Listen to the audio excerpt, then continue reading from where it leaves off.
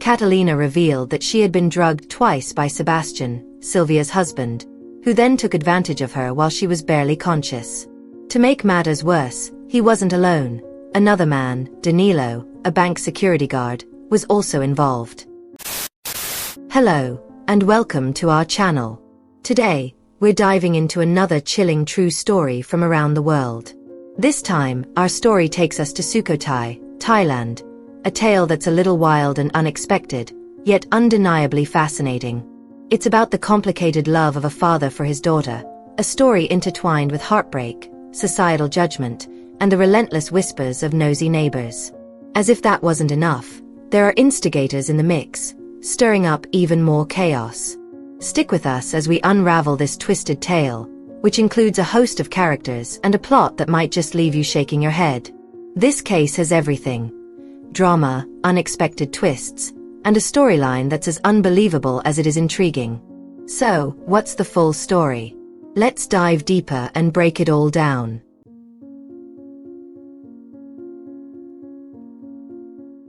Before we dive into the story, don't forget to like, comment, subscribe, and share this with your friends. Now, let's get into it. This story begins in 1997 in the city of Lampong, Thailand, where a cheerful and spirited girl named Catalina was born.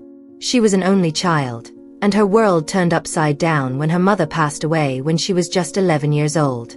After that, her father, Lorenzo, decided to move them to Sukhothai in search of better opportunities. Lorenzo took on various jobs: construction worker, security guard at a restaurant, and eventually, a manager at a karaoke bar. Despite his busy life, he remained devoted to Catalina. Though he dated several women he met at nightclubs, none of those relationships lasted long. It seemed most of them weren't ready to embrace life with a child. In the end, Lorenzo focused on being a dedicated, single father. Catalina attended a public high school in Sukhothai that was well known for its strong sports program. During her time there, she started dating a classmate named Basilio. Their relationship blossomed and continued all the way through graduation. In June 2018, Basilio proposed, seeking blessings from both his parents and Lorenzo. With everyone's approval, the couple got married at a young age. Catalina was 21, and Basilio was 22. Basilio worked as a delivery driver in Sukhothai, while Catalina helped make ends meet by working as a saleswoman at a watch shop in a local mall. At first, Basilio wanted Catalina to move into his family home, but the house was too crowded with his nephews, and there wasn't a free room for them. Lorenzo then offered the couple a place in his home, reasoning that it would save them rent money and keep them company. They agreed, and for a while, things went smoothly.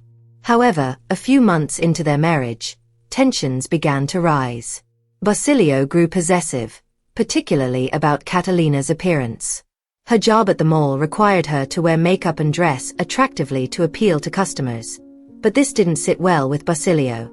Their arguments over this became more frequent.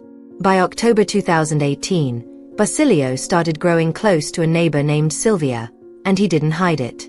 It seemed like a deliberate move to make Catalina jealous. Basilio felt frustrated that his request for Catalina to quit her job wasn't being respected. Catalina, on the other hand, believed she was only doing what was necessary to support them financially, given Basilio's modest salary. She remained faithful, despite her husband's behavior and insecurities. But the situation escalated. Sylvia began spending more time with Basilio, openly flaunting their closeness, which only added to the tension. Tragically, on November 18, 2018, just 5 months into their marriage, Basilio was killed in a highway accident while delivering packages. Catalina was devastated, left to grieve not only her husband but the future they had barely begun to build together. At 21 years old, she found herself unexpectedly widowed, trying to navigate a new chapter of her life. Long story short, after losing her husband, Catalina was deeply heartbroken and withdrew from meeting new people. Her father, Lorenzo, often encouraged her not to let grief consume her. Life goes on, he reminded her, urging her to open her heart again, not to be stuck in trauma, and to use her past as a stepping stone for growth. Meanwhile, Sylvia, who had always harbored animosity toward Catalina, started spreading malicious rumors. She told neighbors that Catalina and her father must have had something to do with Basilio's accident, claiming it was planned out of jealousy because Basilio had been close to Silvia. But Lorenzo and Catalina chose to ignore the gossip. They knew the truth and saw no reason to dignify the lies with a response. In April 2019, Silvia married a man named Sebastian. The marriage seemed to boost her confidence, especially when she crossed paths with Catalina. Silvia had an unshakable need to compete with her in everything. She even went as far as accusing Catalina of wearing heavy makeup not just for work but for other questionable reasons. Catalina, however, wasn't the type to get involved in drama. She stayed focused on her own life, brushing off Silvia's taunts and avoiding unnecessary conflict. Catalina knew the neighbors had been influenced by Silvia's gossip, but she didn't feel the need to correct their misconceptions. She simply didn't have the energy to care. Thankfully, Catalina found solace in her coworker, Esperanza, who lived just 2 kilometers away. Esperanza always gave her the same advice: ignore them. You don't owe them anything, and you're not living off their charity. If their accusations have no proof, why even bother listening? These words gave Catalina the strength to move forward. Over time, Catalina became a regular visitor at Esperanza's house. Their bond grew stronger, and Catalina even became close with Esperanza's husband, who treated her like a sister. They would often visit Catalina and Lorenzo, making the connection between their families feel like more than just friendship. Sometimes, Esperanza's husband would drop off food at Catalina's house on weekends. He'd sit with her, offering a listening ear whenever she felt down about her life. Their shared moments of support helped Catalina cope with the difficulties she faced. However, Silvia's toxic behavior didn't stop. One day, she went too far with her gossip, and Esperanza, fed up with her antics, confronted her directly. Things got heated, and Esperanza even slapped Silvia. Sebastian, Silvia's husband, tried to defend her, but it was clear that Silvia had finally pushed the wrong person too far. Sometimes Esperanza would gently advise Catalina not to dress so provocatively or excessively, but Catalina brushed it off. "I'm 22, still young, and just trying to figure things out," she'd say. Esperanza let it go, knowing Catalina's mindset wasn't likely to change overnight. By January 2020, Catalina still hadn't found a new partner, and there were no signs of her getting married anytime soon. Esperanza had tried setting her up with a few friends and relatives she thought might be a good match, but none of them seemed to click with Catalina. Instead, the young widow's appearance began to change.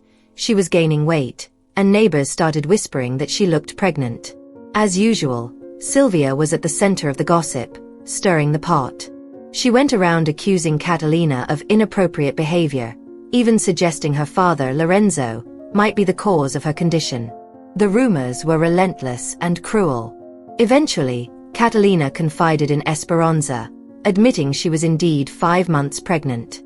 But when Esperanza pressed her for details, Catalina refused to reveal who the father was. She insisted the rumors about her own father were completely false, but beyond that, she stayed silent. No matter how much Esperanza tried to get her to open up, Catalina wouldn't say another word. Things took a turn for the worse on the night of January 25, 2020. Silvia and her husband, Sebastian, gathered a group of neighbors to confront Lorenzo and Catalina at their house. Claiming they were a disgrace to the neighborhood, the mob stormed their property, breaking down the fence in the process. Lorenzo stood his ground, defending his daughter as the crowd tried to force their way into the house. The confrontation turned violent, and Lorenzo was beaten. Fortunately, some other residents called the police, who arrived just in time to break up the chaos. Lorenzo was rushed to Sukhothai General Hospital and, thankfully, survived his injuries.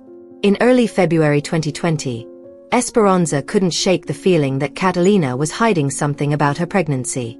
Growing frustrated, she confronted her friend and demanded the truth.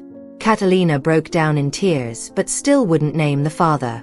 Hurt and angry, Esperanza stopped speaking to her for a week. During this time, Lorenzo decided it was best to move Catalina to a relative's house. The neighborhood's hostility hadn't died down, and they were effectively forced out. Finally, Catalina couldn't keep it in any longer. She returned to Esperanza and tearfully confessed the truth. She revealed that Sebastian, Sylvia's husband, had drugged her on 2 separate occasions and assaulted her while she was semi-conscious. He wasn't alone. Another man, Danilo, a bank security guard, was also involved. Catalina explained that she hadn't reported it earlier because she had no evidence and feared no one would believe her. Esperanza and her husband were horrified but determined to help. They took Catalina to the police to file a report. At first, the case stalled due to a lack of proof. However, a post-mortem examination and a DNA test on the fetus provided the evidence they needed to move forward with the case. On March 1, 2020, when the DNA results were released, the authorities went straight to Sylvia's house to arrest her husband, Sebastian. He resisted, claiming that Catalina's accusations were nothing but lies. Despite his protests, the police insisted and took him into custody. A few days later, they also managed to apprehend Danilo, who didn't resist and surrendered quietly. During questioning, Danilo admitted to being involved but denied being the primary culprit. He revealed that Sebastian had been the one to orchestrate and carry out the assaults on Catalina. With solid evidence from the DNA test, post-mortem results, and some video recordings, Sebastian was officially arrested and charged. As the truth came to light, Sylvia found herself in hot water with the neighbors. People who had once believed her lies were furious at being misled. The village head and members of the community sought out Mr. Lorenzo at his brother's house to offer a formal apology.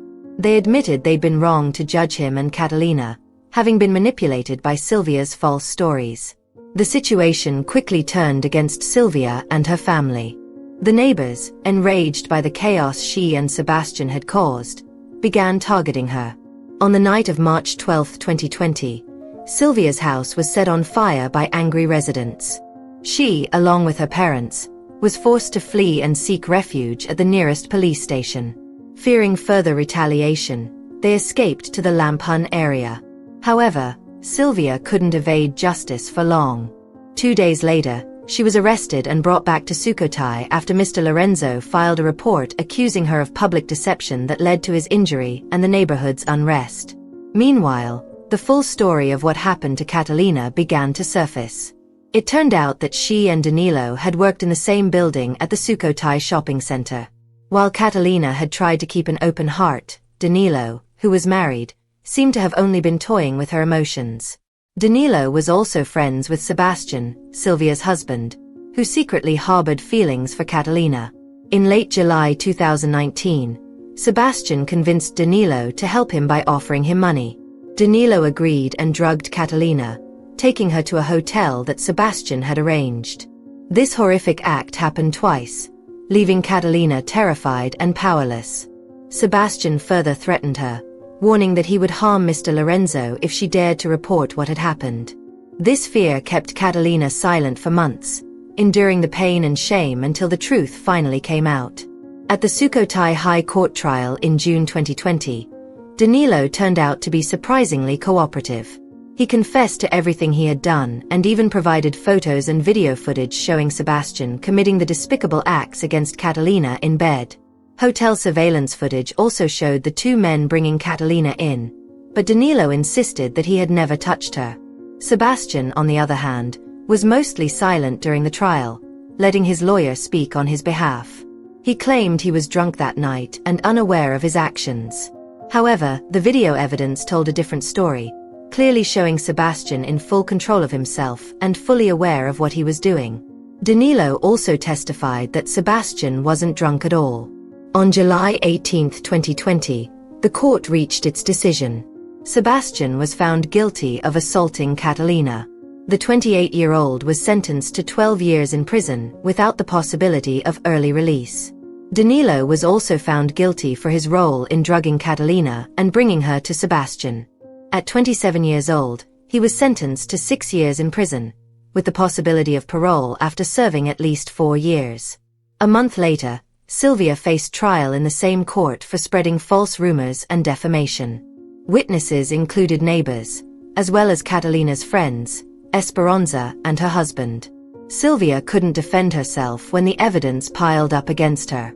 Many people had recorded her spreading lies, thinking they would make sensational gossip. Instead, her deceit became public knowledge, revealing Sebastian as the true source of the chaos. With her lies exposed and the harm she caused to Lorenzo and Catalina undeniable, Silvia was sentenced to 4 years in prison on August 22, 2020. After the trials, Mr. Lorenzo and Catalina returned to their home and were welcomed back warmly by the community. Even Esperanza apologized to Catalina for doubting her at one point, having briefly believed she might have been involved in something inappropriate. Catalina, however, admitted she regretted not being honest from the start. She expressed deep gratitude to Esperanza for stepping up and helping her through the ordeal, even covering expenses for the post-mortem examination, DNA testing, and other legal processes that Catalina didn't fully understand. Now, Catalina is focused on raising her newborn child. Though she hasn't found a new partner to replace her late husband, she's determined to rebuild her life and create a brighter future for herself and her baby. What lessons can we learn from this story?